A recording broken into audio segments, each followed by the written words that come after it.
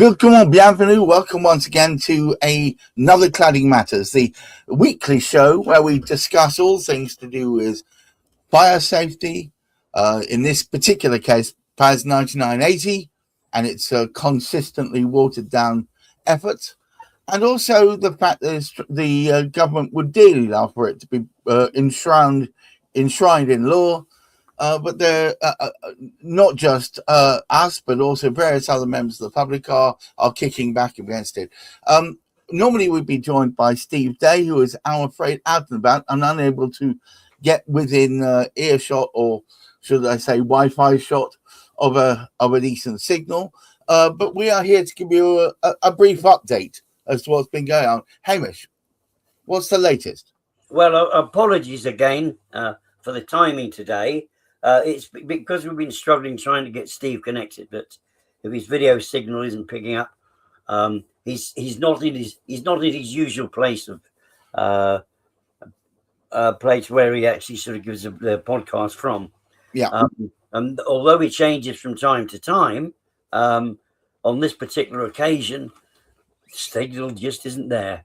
But it's nothing unusual because what we've got here is another signal that's not there in this wondrous PAS 9980, which keeps coming up. The reason we're speaking about it, and it's one of the subjects that Steve can speak about in sort of great extent.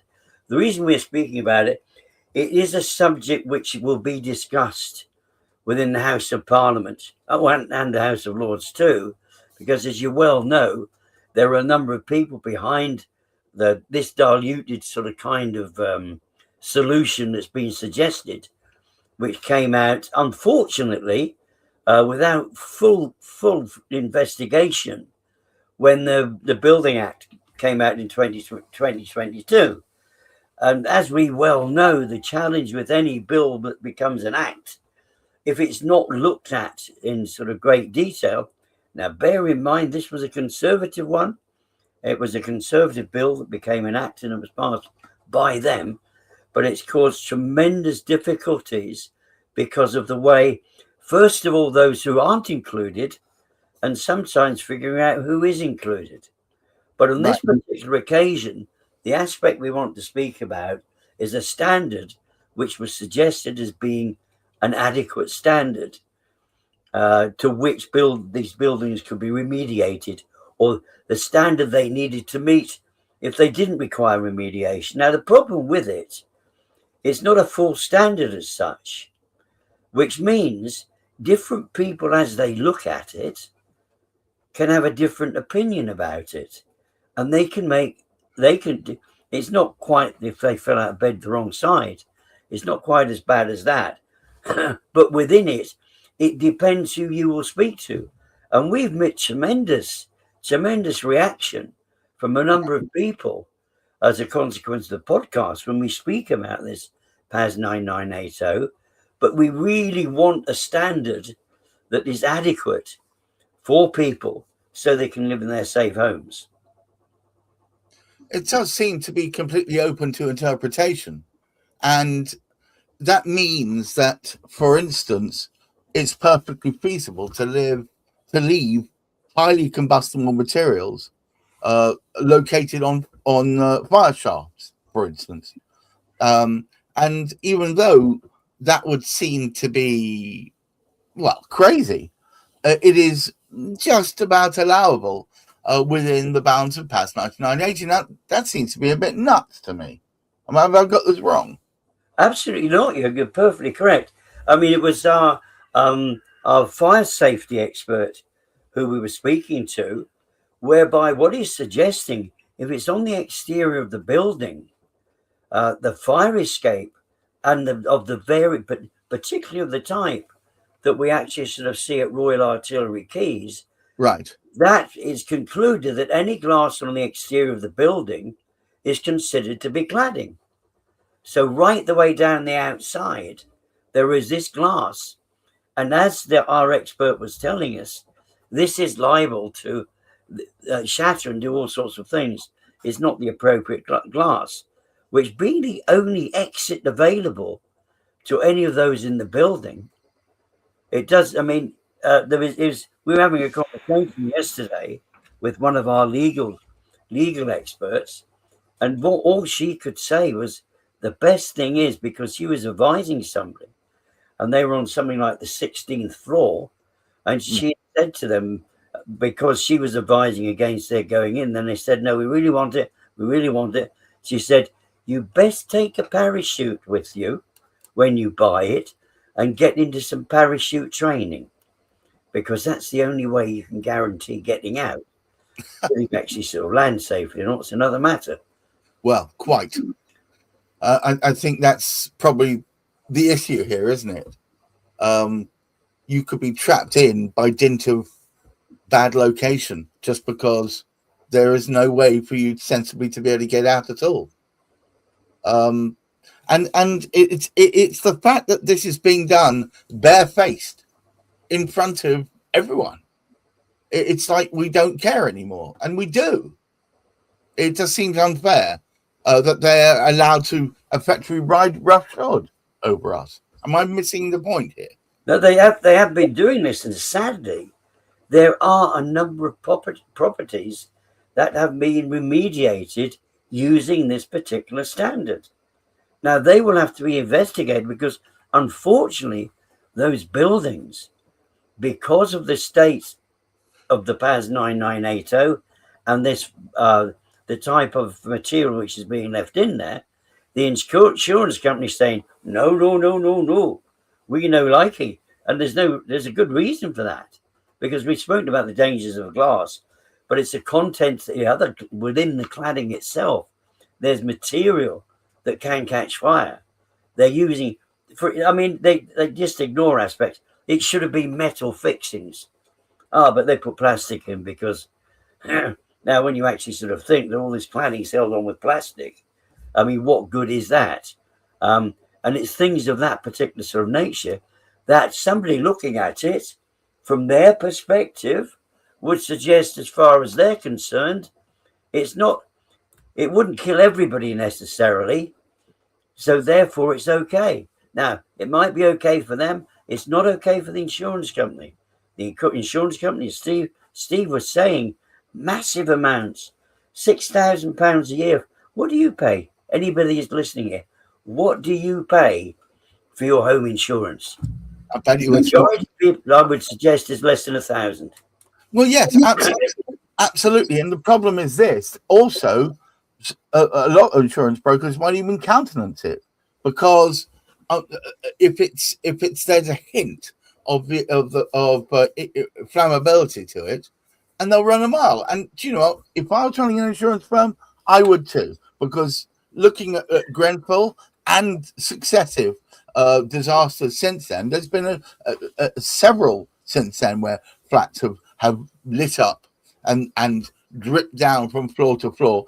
The trouble is, to refer back to what I said before, they're still wanting to leave on the sides of buildings flammable XPAs. I forgot what it's called now, but they had the same consistency as firelighters, frankly. So they're willing to take off the cladding, which was the fundamental cause, but they're going to leave on the stuff that is just as flammable. See, if I was an insurance company, I wouldn't want to go within a mile of it. Why would you? Well, the thing is, when this particular standard actually came out, it was never intended that the cladding should be stripped back to basically the framework of the building, which in some respects, don't want to frighten anybody, is possibly a good thing, because there are so many frames that have actually been built which are deemed unsafe. And this is where we've actually sort of seen people having to be moving out of the buildings because the frames decided, it's concluded the frame is unsafe and there's no way they can stay in it. They call it decanting, don't they? They decant the people out the building. And yeah. Like there was some sort of benign fluid, not like they're human beings who had a life and a home and a place that they called their own. But no, they've got to be kicked out, often with a moment's notice, because when you take the cladding off, you expose all the areas that were just thrown together or not followed any form of standard at all. I think. Sorry. No, what I was going to say is we had people on there who've been caught up in that particular situation. Melissa, it was, and I mean, she's such a knowledgeable one, and it's as a consequence of that she set up her own company to actually look to the Kind same Home, isn't it called? Kind Stay. Is that what it's Kind Stay? I So think actually come, because the basic we're speaking about materials here, and it's so very easy to speak about PAS 9980, but there are tens of thousands of people living in those properties who are mindful of the fact that they are living in an unsafe environment. It's not somewhere that they can call home and be safe within it. Now, it's as one of the incredible sort of Pink Floyd songs goes, one of my favorites. Everybody needs something called home, that they can call home, and then it's really that which is at the back of it, which is one of the main reasons which keeps us going on why we want to keep up with the fact and keep people aware of this. And it's disliked that we actually come up with this, that we actually speak about safety to the extent that we actually speak about safety, because what it means, the builders themselves need to take responsibility for it, and they do not like us calling them out.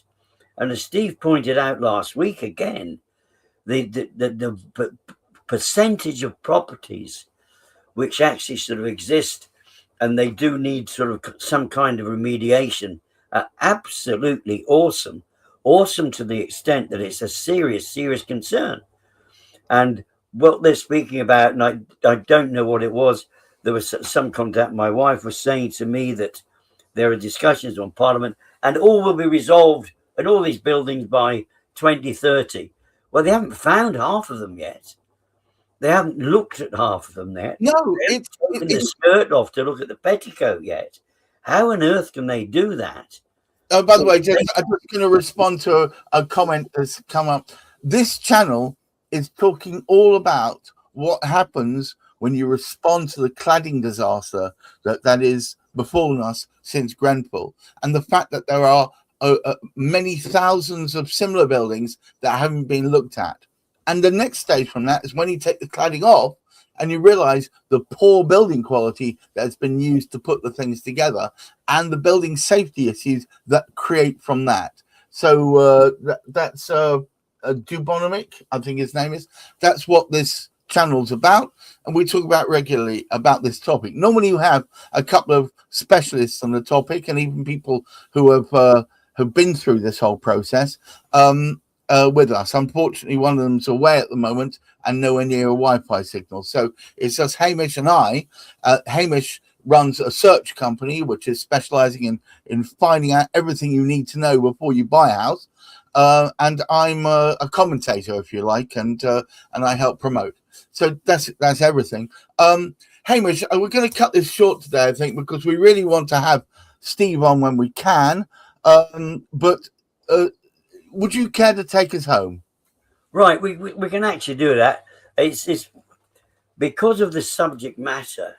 It is something which is so vital that we do keep on about it, and it's a little unfortunate we want to bring it a little bit to a close because the depth of the situation can only be explained by somebody, two people really, that would do it effectively. There would be that fire expert that we would actually be able to sort of have here. It would be good to have a building here. It would be great if a builder from somewhere was to come along and tell us what their concept, what their belief is, whichever way it is. Is PAS 9980 adequate? Are you happy to build properties to that standard? Yes, you know, that would be superb. So I encourage, if there are any commercial builders out there, ideally ones who build offices or blocks of flats or domiciles above, what's the height?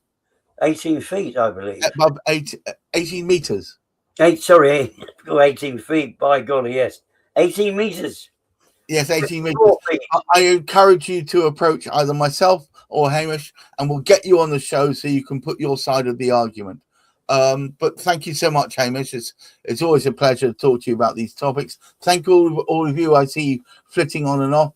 I hope you found that useful. Come back next week. We'll have Steve Day here, who is currently locked in his flat. Well, he would be locked in his flat in Royal Artillery Keys, fighting to get proper remediation done.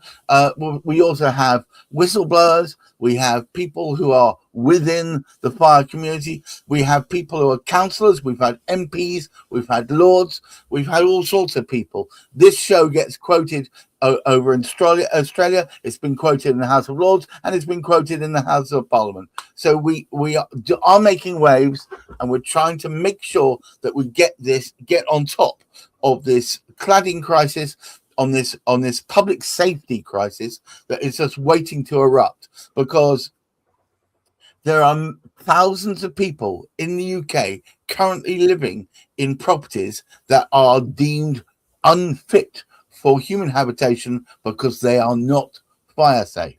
And I'm going to leave you with that. Hamish, thank you so much for taking your time out. To all you watching, please keep your feet on the ground. Keep reaching for the stars.